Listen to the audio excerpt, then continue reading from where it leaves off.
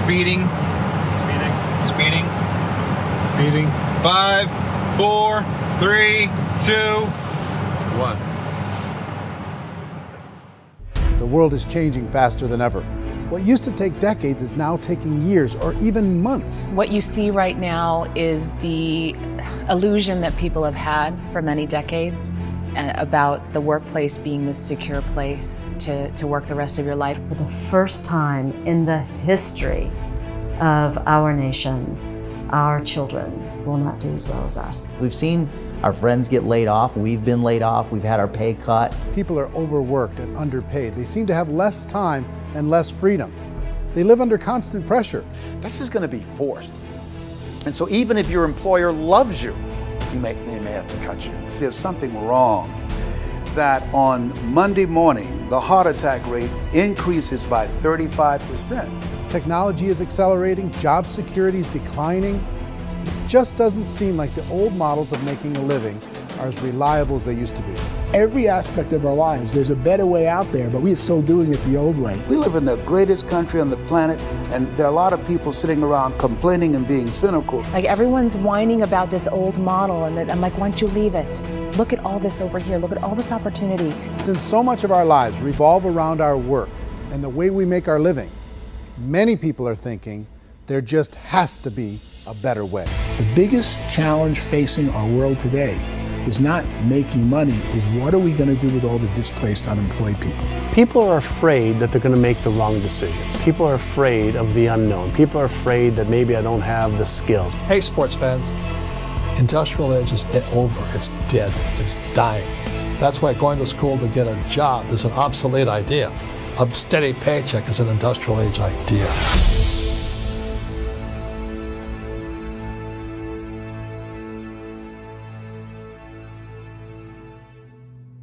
It's the search for answers that has brought us here together today. My name is Eric Worre, and for almost 30 years I've been an entrepreneur, struggling at times, but ultimately succeeding. As a best-selling author, speaker, and business owner, I've spent my entire career helping millions of people around the world to become entrepreneurs. And I believe strongly that there is, in fact, a better way when it comes to how we make a living. The career landscape has changed dramatically, and many are still working in a model that is completely out of date. What worked for previous generations isn't working as well for people today. In this film, we're going to explore 3 important questions. First, what's really going on in our working world today? Second, in this new economy, is it better to become an entrepreneur, or is it safer to work for someone else? And third, if a person decides to become an entrepreneur and start their own business, how can they do it without taking on massive risk? To help in this journey, I've brought together some of the greatest experts and thought leaders in the field of entrepreneurship to share the real facts with you. My intention is to give you new information that will allow you to make choices that are not limited by an old, outdated model. Let's start by understanding what's going on in our working world today.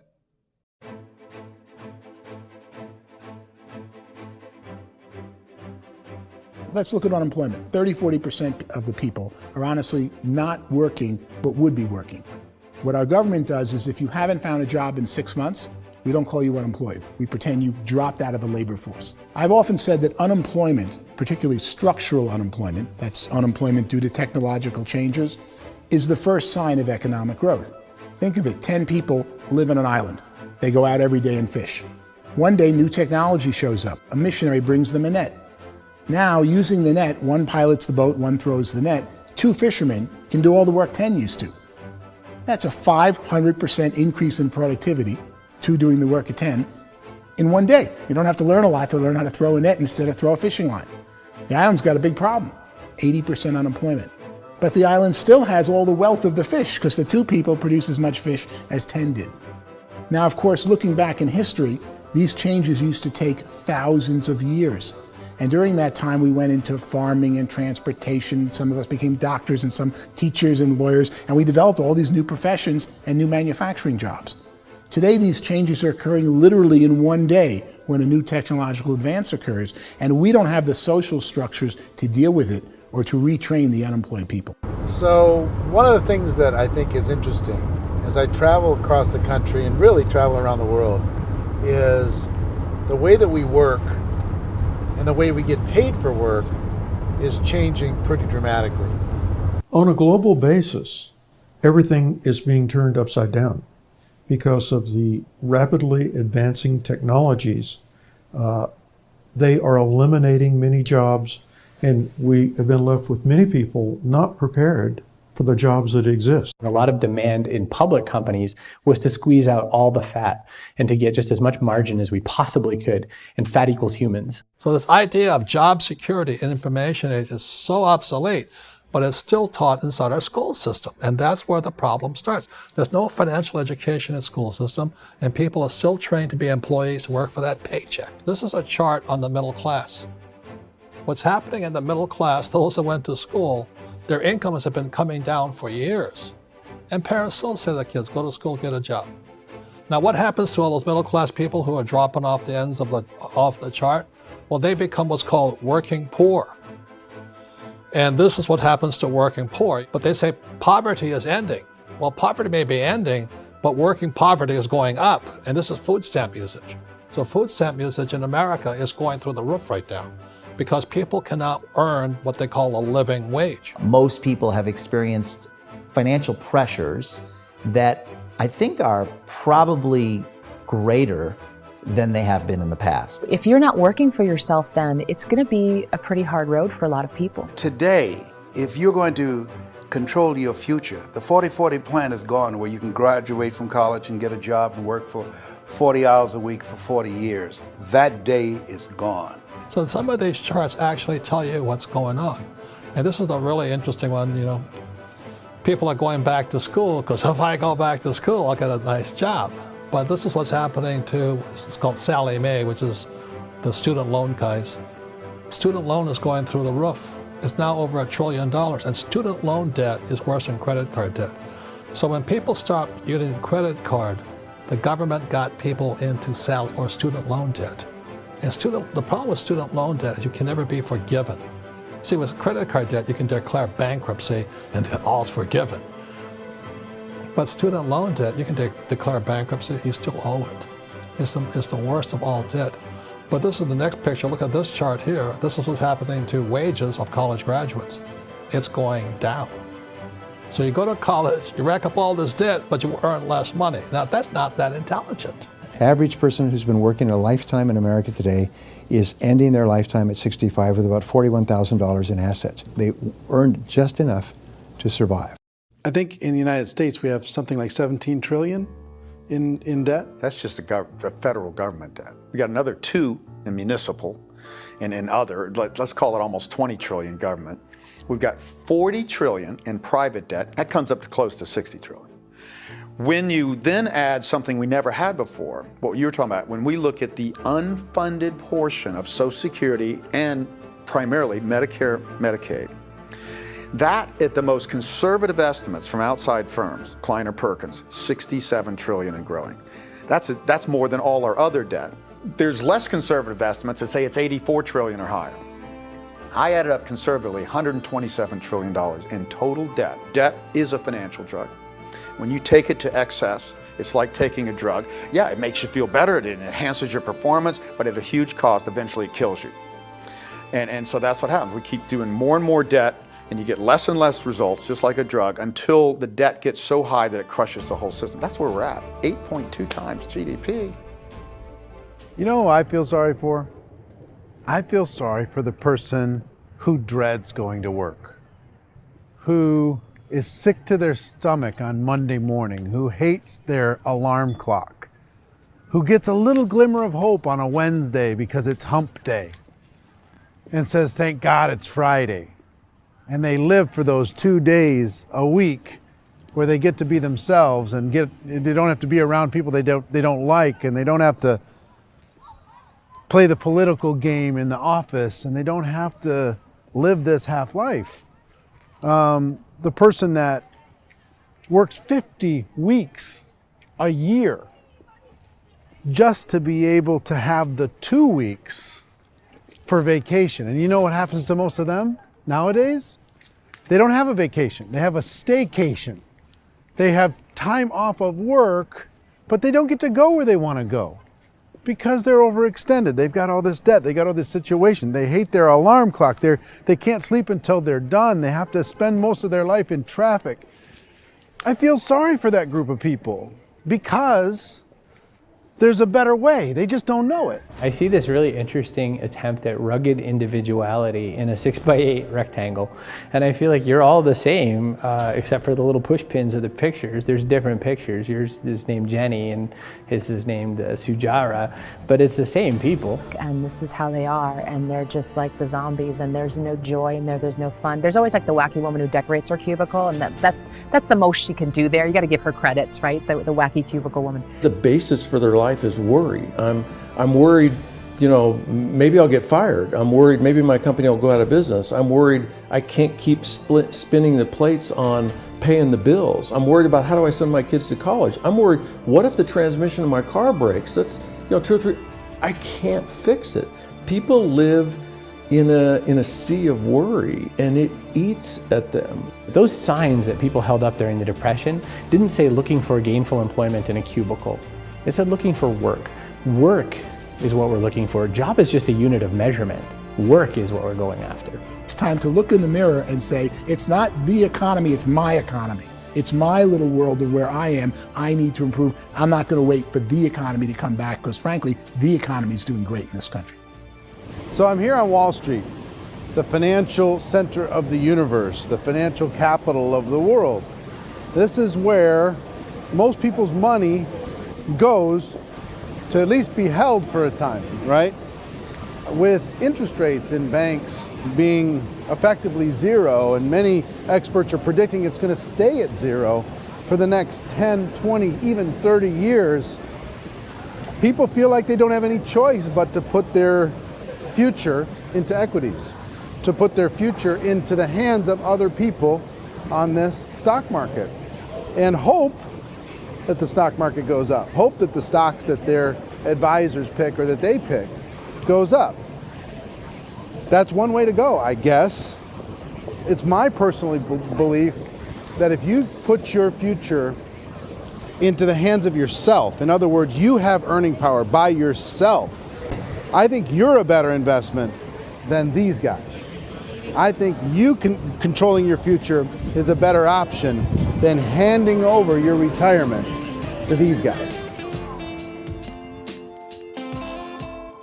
The average household income in the United States is approximately $50,000 a year, what they call the middle class.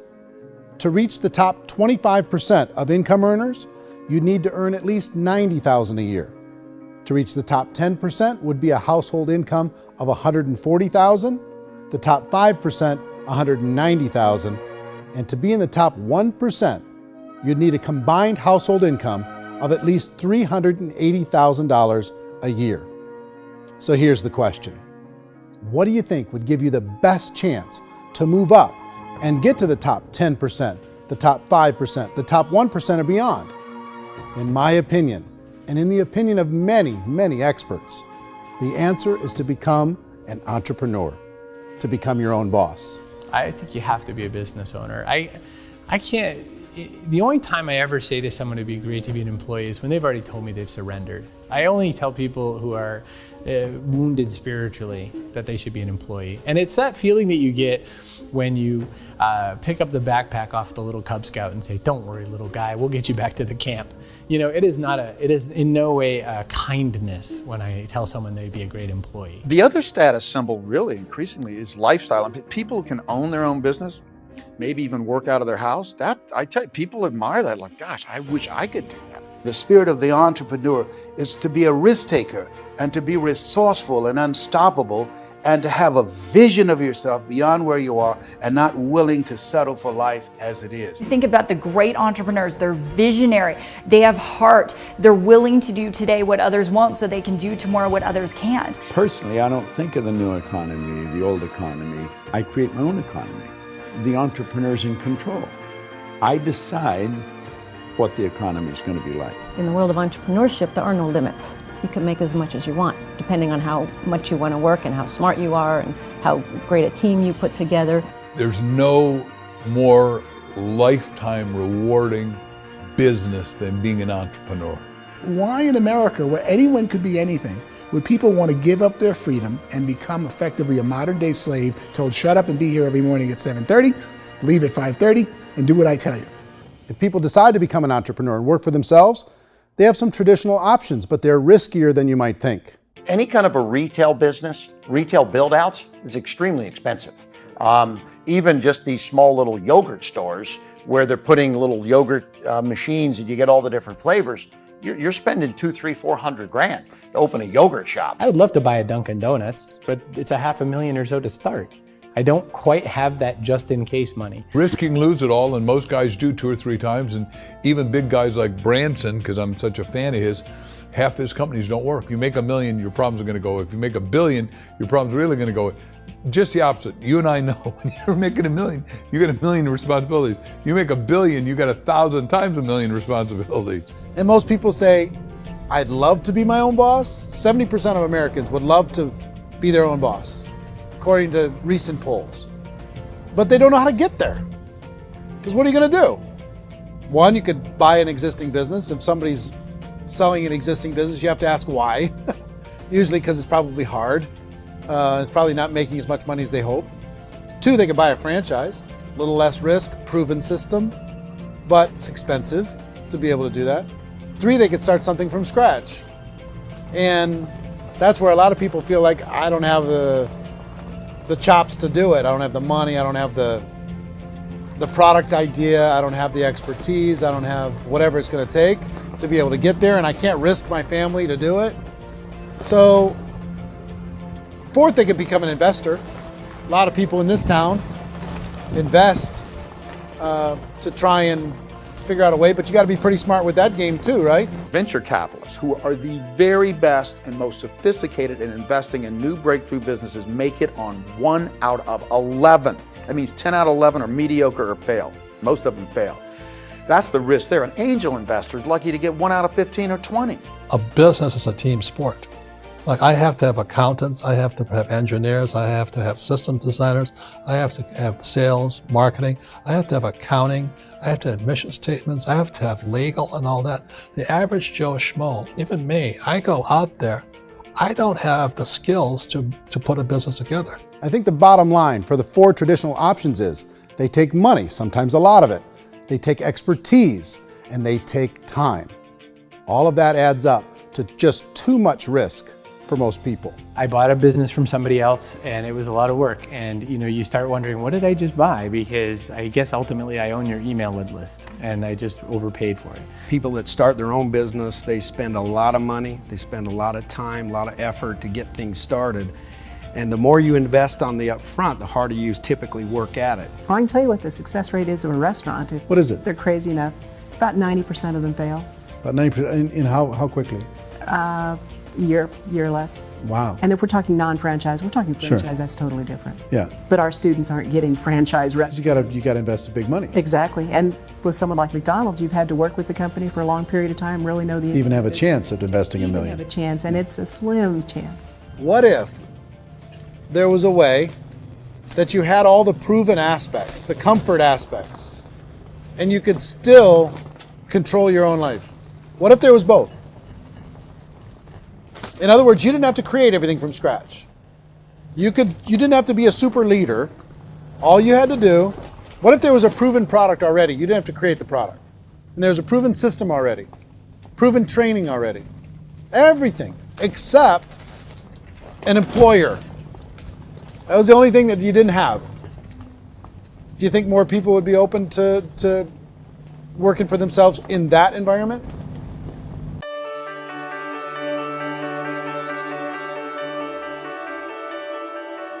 In our search for a better way to make a living, we've come to the conclusion that becoming an entrepreneur is actually safer than being an employee. And through our look at the entrepreneurial options, one particular path kept coming up from expert after expert. And I think most people will find it surprising because it's certainly a non-traditional business model. That model is for people to start their own business and become an entrepreneur through the creation of a network marketing business. Some people call it direct selling because the product is being sold directly from the manufacturer to the end consumer, cutting out the middlemen. Other people call it multi-level marketing, or MLM, because there are multiple levels of commissions paid. The most common term today is network marketing, because network marketing best describes using a large group of independent distributors, independent entrepreneurs, to move a product or service more efficiently. So my friend here, Donald Trump, and I, we always write about the network marketing industry. And the reason we support the network marketing industry is because it really is a business school for entrepreneurs. Because most people come out of school looking for a paycheck. Oh, that's terrible. I went to network marketing like that. I think if it didn't exist, we should invent it. It is that good. I think direct selling is a great way to do business today. It's very easy to get into that industry, and you can be self-employed, be in effect an entrepreneur. When we see multi-billionaires adding network marketing companies to their portfolio of companies, that would be a clue. When we see people who are very famous authors and very famous business people endorsing the industry, that would be a clue. These network marketing companies aren't $50 million companies, they're billions and billions of dollars. They lead the stock market, they're major companies. When we're going to get it? You know, and you're going to school to work for a paycheck, but if you want to be rich, be an entrepreneur, and network marketing gives you the spirit to be an entrepreneur. A traditional company will spend up to 50% of their total revenue on marketing. Network marketing companies use a different approach. Instead of having all that extensive marketing expense, they utilize a network of independent distributors to do the marketing for them. Now, why do they do this? First, because word-of-mouth advertising is so much more effective today than traditional media advertising. Second, some products need to be explained or demonstrated, and an independent salesperson can do that more effectively than an ad campaign. Third, it's completely efficient. The company only pays for the marketing of their product if a sale happens and not before. Imagine if Amazon allowed you to become an independent distributor and paid out 40% of its revenue to that distributor group. All you had to do as a distributor was recommend a product, and if a person bought it on Amazon, Amazon would take care of all the logistics and you'd get paid for bringing the customer. Now imagine you got paid for every purchase that customer made for the rest of their lives. Well, Amazon doesn't offer this option, but network marketing companies do. 85% of all buying decisions in our society are made as a result of word of mouth or reputation. We're recommending things to each other all the time. You know, who's your dentist? Who's your doctor? Who's your lawyer? What detergent, are you using? What legal system are you using? What product are you using? We're talking to each other about the things that we love anyway. When you go into a big box retailer, you're lucky if the clerk looks you in the eye, much less gives you any detailed or accurate information about what you're purchasing. So of course, this personal information, this education coming from a friend, a neighbor, a relative, or even a stranger, but one who has experience with the product is extraordinarily valuable. As a matter of fact, network marketing can educate consumers probably better than any other form of marketing. It certainly can do better than advertising, because advertising usually has a certain hype to it and you can only get limited information. So, network marketing trumps advertising. If you were a typical sales company and you wanted to sell $1 million a month worth of product, you might go find 100 superstar salespeople. The quota would be $10,000 a month. So network marketing as a distribution system just flips the numbers. So we use 10,000 happy, raving fans of a particular product, and we don't concern ourselves so much with how much product each one of them individually sells. If they sell just $100 or $200 a month, and there's 10,000 of them, you're selling $1 million to $2 million a month worth of product. And that's the best way I can explain how network marketing works. This is the marketing arm of the company. There's not money being wasted on bricks and mortar. There's not money being wasted on inventory that's sitting stagnant somewhere. There's not of employees standing around that don't have customers. These are people that are going to connect with customers. These companies allow people to become independent distributors for extremely low cost and with no minimum time or sales quota. Essentially, they own their own business and can provide as much or as little sales as they choose. In other words, the distributor gets all the benefits of traditional business ownership without the risk. The advantage of network marketing is the ease of entry, the low risk, and the low startup cost, because almost everything else has very high risk. You can get in for a minimal investment. You're buying into a system that's already been proven, products or services that have been proven to work. The keys to network marketing is providing an opportunity for the masses to get involved, providing an opportunity for the average person who doesn't have the resources to start their own business. All of this so far is fairly straightforward, but network marketing offers another benefit, and it's this benefit that makes it so interesting for entrepreneurs.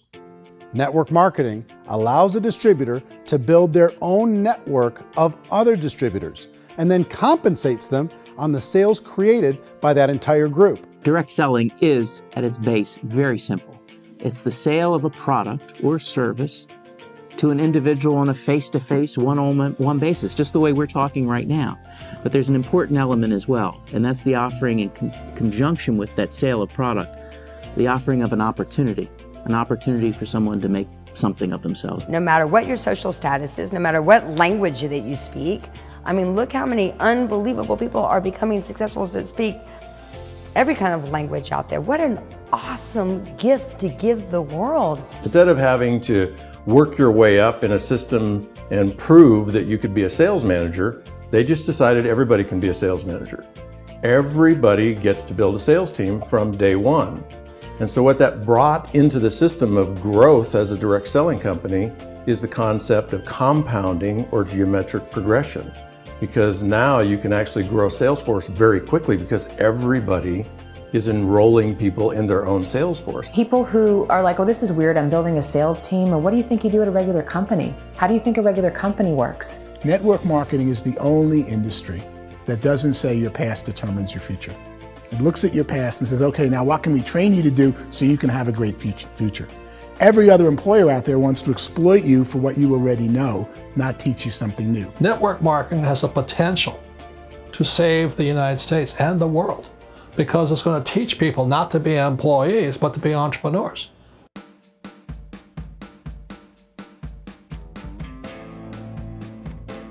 According to the Direct Selling Association, if you add up all the network marketing companies around the world, they combine to do over $178 billion a year in retail sales. To give you an idea of how big that really is, the NFL, the National Football League, does approximately $9 billion a year. The music industry does a little more than $16 billion a year, and the movie industry does about $80 billion a year. Using a conservative average, network marketing companies pay their distributors about 40% of that $178 billion in the form of commissions, which adds up to more than $71 billion a year. That's almost $6 billion a month. It's almost $200 million in commissions every single day. So it's certainly working, and people are making serious money in network marketing. With the growth of the direct selling industry over the last 10, 15, 20 years, we've seen a broader understanding of the channel. We have seen more and more people getting involved in the business, so our penetration in the marketplace has increased, and thus the understanding in the marketplace of who we are has increased. And we've seen non-direct selling companies look at the direct selling model and say, something's going on there. People are making money, companies are being profitable, individuals are being motivated, product is being delivered to market. Maybe we should explore this. Some people think only the people at the top make money. Well, let's take a look at that as well. In the network marketing profession, there are roughly 500 people in the world who earn over $1 million a year. If you round that number up to $2 million a year, that adds up to about $1 billion a year. That takes the $71 billion paid out each year down to $70 billion. So where does the rest of the money go? The vast majority goes to part-time people making anywhere from a few $100s a month to many thousands of dollars a month. It goes to people who choose to make it a full-time career move and earning even more than that.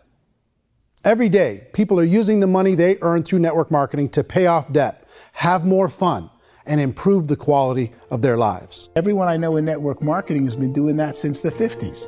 They go to work when they want to go to work. They stop working when they want to take time with their children to have a leisurely breakfast and discuss issues and drive them to school. They go back to work when they get home, wherever they're working out of. The biggest thing that I've seen is people that have become much happier in their life. MLM has probably made more millionaires of more people in more countries, and I've spoken to them in 67 countries, than any other single form of business, starting from nothing. If they have a choice between working a job for the next 10 years or working a network marketing business for the next 10 years, the result of working the network marketing business will be better.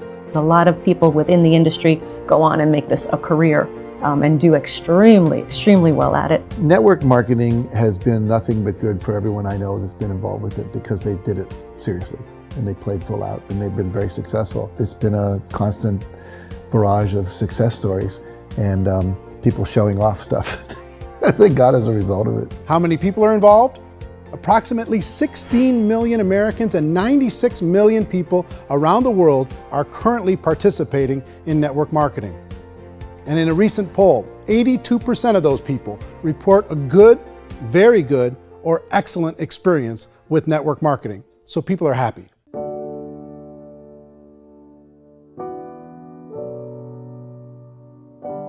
So I've taken a look at the network marketing profession and really tried to understand why so many people are confused as to the validity of this as a business. One is this pyramid shape. People get really messed up with this pyramid. Oh, it's one of those pyramid things. So I just think there are a lot of haters out there who really don't understand the industry and say, oh, it's a get-rich-quick scheme. It's a pyramid. Well, corporate America is a pyramid scheme. You know what I mean? It goes like this. You have thousands of MBAs, let's say working for Ford or General Motors or Coca-Cola. If all these MBAs, they're all trying to get to here, that's a pyramid. Only one guy's going to make it. Every 10 years, one's going to make it. Whereas you look at network marketing, it's like this. So you're here, and your job is to develop other CEOs coming up behind you. So it's an inverse pyramid. In network marketing, it's a very simple concept. If you sell product, you get paid. It is paid based on production. There is no first mover's advantage. There is no investment component where the more somebody spends, the more they're entitled to make. So the two are polar opposites of each other. It doesn't matter what shape the company is or the compensation plan is shaped, whether it's a circle or a pyramid or a triangle or a trapezoid, it doesn't matter. If compensation is coming primarily from recruitment, then you got a problem.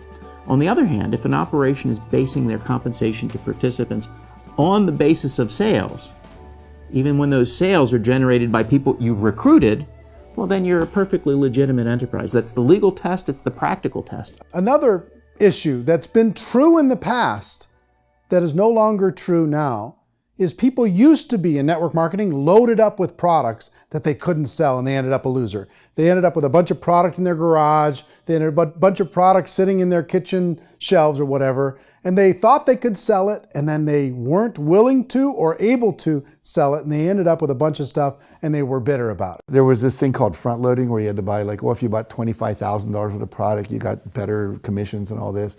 Today, it's almost all done by computer. It's direct mail comes from a warehouse somewhere else. You don't have to have all this inventory. You don't have to stock up.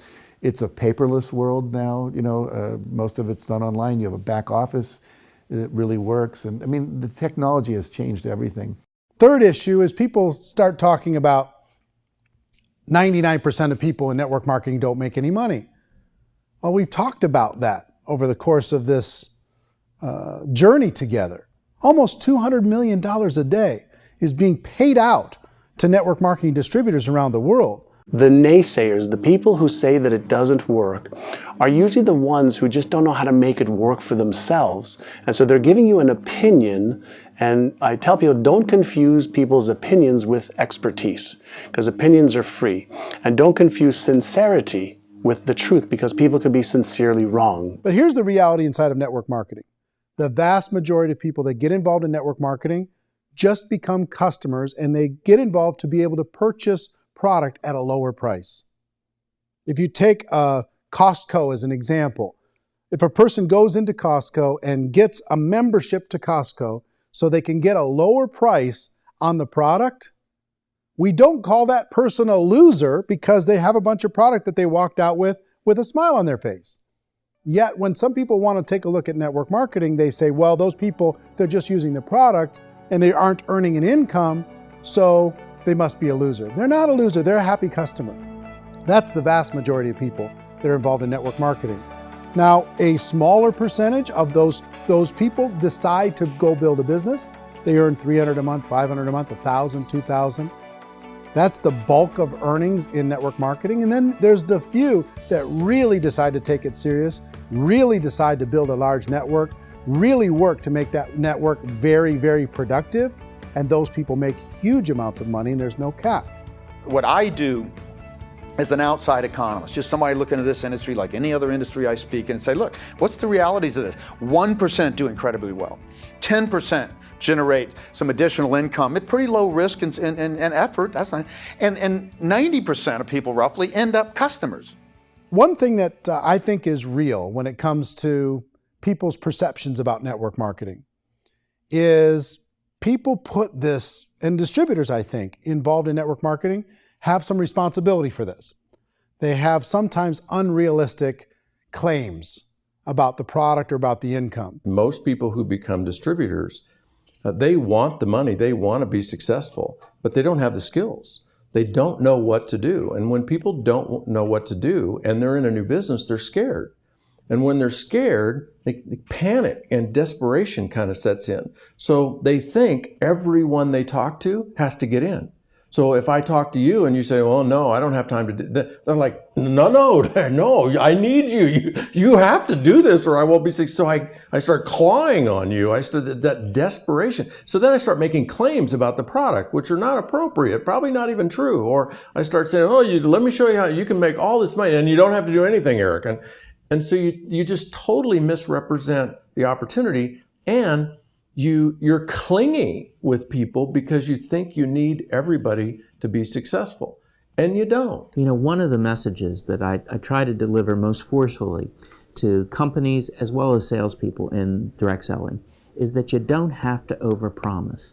The reality is in network marketing, there's a lot of hard work involved. There's a lot of effort. You're going to have to develop yourself. It's a business like anything else.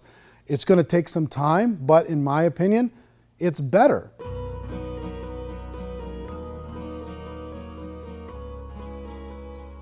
It's light years better for people starting today than it was even 5 years ago. I think it's more widely accepted now, and people understand it is a business. It is being an entrepreneur. It is being a business owner. Our belief system is based upon our evaluation of something.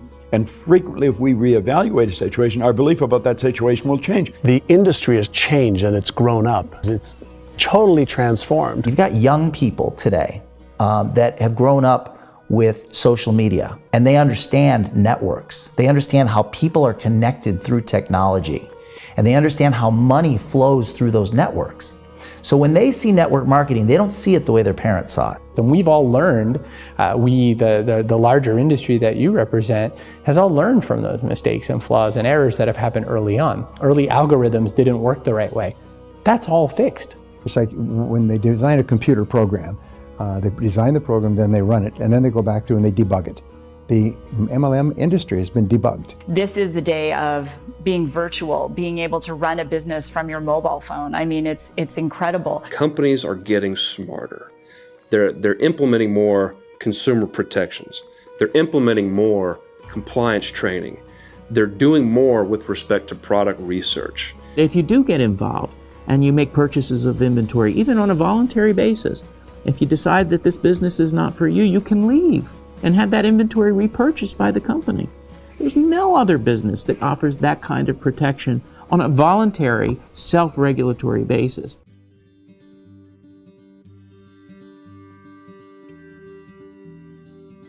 If you decide to look further into a network marketing business in order to generate more cash flow for your family, I would recommend reviewing the following 4 elements. First is the product or service. And on the product or service, I would ask 5 important questions. 1, do you like it? Is it something you would feel comfortable sharing with others? 2, is there a recognized need in the marketplace? It's hard to create a need if one isn't naturally there. 3rd, does the product meet that need? Does it solve a legitimate problem for consumers? And 4th, is it priced to sell? Can it compete in the marketplace? And 5th, is it priced for profit? Is there enough margin for the company and the distributor to be able to generate income for the long term? If you can answer the questions on the product to your satisfaction, the next element to consider is the company itself. Is it well run? Do you believe in the founders or the management team? Do you feel they have what it takes to go all the way? See, it doesn't matter how good the product is if the management can't take care of the company. Good management can change with the times. They can handle adversity. They can make good decisions. Make sure you choose a company that can serve you for a long time. The third element to consider is the compensation plan. And with that, there are 3 important things to look at. First, a brand new person needs to be able to generate some money fairly quickly. It may be an obvious reason, but you can probably imagine the ripple effect of a distributor getting involved and having even a small victory fast. That can only help with the overall success of the organization. Second, a person should be able to develop a moderate part-time income in a reasonable period of time. As they develop their network and as their sales grow, they should be able to enjoy more benefits. And third, for the people who are really serious, for those who decide to really go pro in the network marketing profession, there should be the possibility to make a serious full-time income if they work hard and are committed to developing their skills. If you're comfortable with the product, the company, and the compensation plan, the last thing you should look at is the support that will be made available to you. Does the company have a website? Does it have a solid online reporting tool? Do they have comprehensive training available? Do they host events to help you build your business? If you decide to do this, what kind of a support system can you plug into? Choosing a network marketing company is a personal decision. But evaluating the 4 elements of product, company, compensation plan, and support is a great place to start. Is the company promising that you're going to get rich quick or that you can make a lot of money without a lot of effort? That's a red flag. Is there a product that you really believe in that you think can be sold? Or are you being told by salespeople or the person who's trying to recruit you or by the company itself that don't worry about the product, all you have to do is recruit other people into the business? Red flag, warning sign. If you're hearing that, take a second or even a third look. Get to know the customers, the products, the business, have some success, and see where the opportunities might take you to move up in the organization. You want to find out how concerned are they about my education, my training, and my development? Is there a space for me to grow? Most important question. Learn everything that you can about the product. Make sure it's something that you believe in, and learn everything you can about the industry and work that system. You have to be very passionate about whatever that company is doing. I would get involved. You can always test drive anything, you know, the product, the service, the community, and then lean into it a bit. If it feels good, then lean into it a lot. Behind me is the Lincoln Memorial. And this is a place where Martin Luther King Jr. had his famous "I Have a Dream" speech. And at that speech, he talked about his dream for equality for everyone around the world, and that's a noble dream. But I think more people need to remember what it was like when they were kids and the dream was still alive in them. Before it got beaten out of them by reality, by this paycheck, by these responsibilities, and by having to live for this job to pay the bills. I think people need to remember that, go back to that.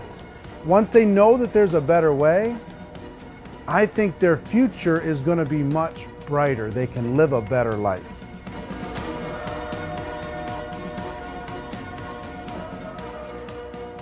So if you're considering getting involved in a network marketing company, let me offer you just a few pieces of advice. First, network marketing isn't perfect. It's emotional, it's challenging. Like any entrepreneurial venture, it can have its up days and its down days. But if you have an entrepreneurial bone in your body, it's just better. Second, if you're gonna do it, decide to be professional. Decide to go pro. It's better to do that than just be this amateur sticking your toe in the water.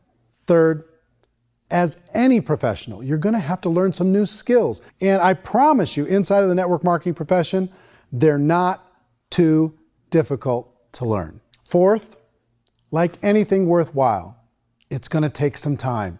Don't expect that you're gonna get to the finish line right out of the gate. And fifth, it's worth it. It's worth it to be able to take charge of your life again It's worth it to be able to control your own financial situation.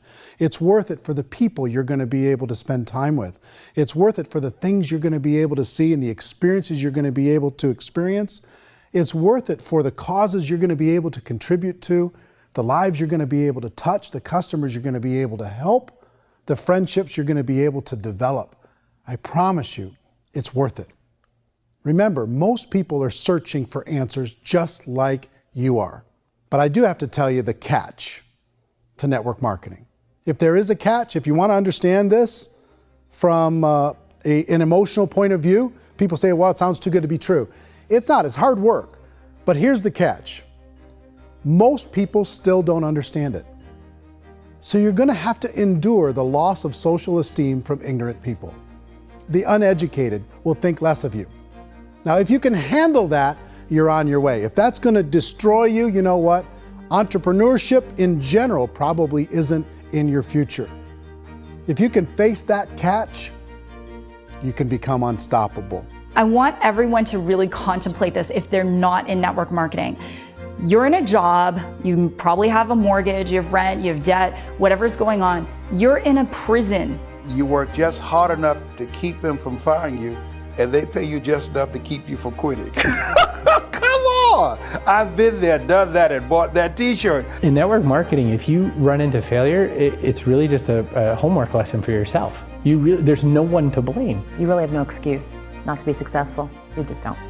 People don't want to hear that, but there's so much available to you. If you want to be a good network marketer, be a student to the people above you, be a fellow traveler to the people on the same level, and be a teacher to those below, and know when it's appropriate to do which. People who are not afraid of asking people to buy things, or not afraid of persuading people with a chance they may say no, these people own the future. Nothing happens until something moves. So you got to go move, you got to go do something, or nothing's going to change in your life. In the beginning, you're going to do a lot of things that you don't get paid for. But as you go down the road, you get paid for a lot of things that you don't do. And your job is rehabilitate the spirit, the entrepreneur spirit in all of us. Get it back. Either give it a strong yes or a strong no, but no wishy-washy, dilly-dally stuff in the middle. There's dreams and there are nightmares, but I believe that the biggest nightmare of all is when you don't pursue your dream. You're going to see some monumental growth in this profession. It's an exciting, exciting time to be involved with the network marketing profession. The next 10 years, I see just exponential growth. When that tipping point comes, it's not a matter of asking somebody, have you ever heard about network marketing? You're really asking them, which company are you building your wealth in? We are here to fix the world, to improve relationships with other people, to improve other lives. And the real reward comes as an entrepreneur in any level from teaching somebody something and watching them soar. There is no greater reward.